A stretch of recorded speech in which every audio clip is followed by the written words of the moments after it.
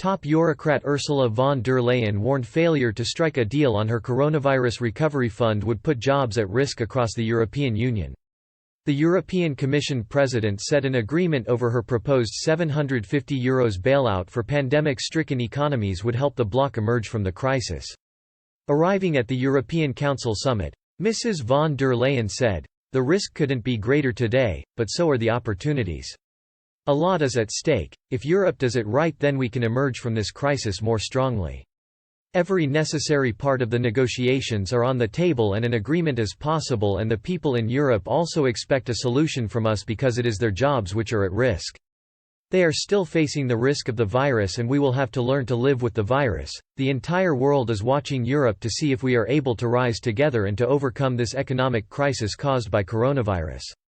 Meeting for the first time since the pandemic exploded across the continent, EU leaders will discuss proposals for a €1.074 trillion 7-year budget and a €750 billion recovery fund for the worst-hit regions and industries.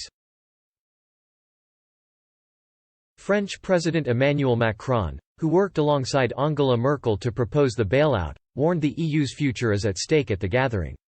He said, "It's an ambitious moment for Europe. We are living a crisis without precedents in the health, social and economic areas, which requires more solidarity and ambition. France and Germany have come up with an agreement. It was the base of the Commission's proposal for the reactivation plan. And the next few hours are decisive to make this ambition possible and get everyone to commit so the plan and the budget can allow the social, economic and environmental reactivation of Europe.